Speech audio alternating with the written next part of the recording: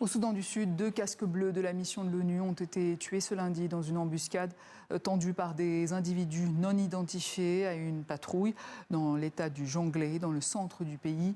Je rappelle que depuis plusieurs mois, les combats ont repris dans le pays entre les forces gouvernementales fidèles au président Salva Kiir et les milices de son rival Riek Machar, vice-président déchu, placé en résidence surveillée. Des combats qui avaient provoqué un exode massif vers l'Éthiopie voisine entre mars et mai dernier. Aujourd'hui, des dizaines de milliers d'habitants regagnent progressivement la ville d'Akobo, dans l'est du Soudan du Sud, près de la frontière. Nos envoyés spéciales, Patricia Huon et Paloma Lodé, se sont rendus sur place. C'est le premier volet de la série de la semaine.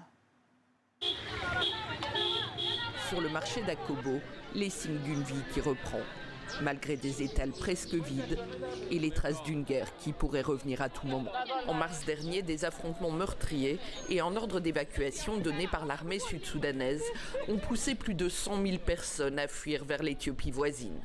Aujourd'hui, des familles reviennent. À l'hôpital, des enfants souffrent de malnutrition.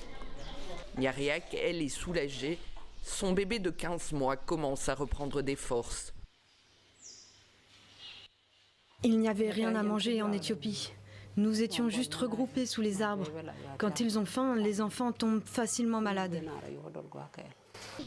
Autre défi, remettre sur pied les services de santé. Les équipes de Médecins sans frontières ont été déployées dans cet hôpital où tout a été pillé. Elles ont dû faire avec les moyens du bord.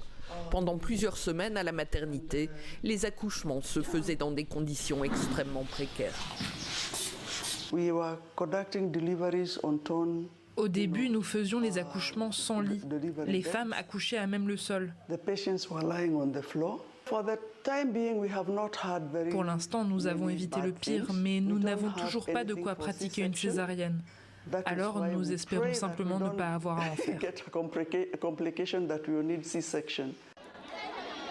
Résidents revenus chez eux ou déplacés arrivés d'autres régions du pays, la plupart ici ont tout perdu et dépendent entièrement de l'aide alimentaire.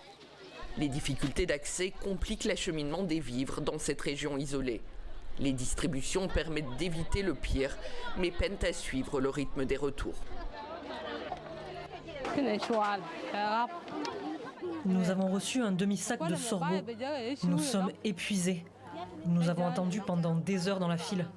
On a attendu longtemps cette nourriture et elle ne suffira peut-être pas.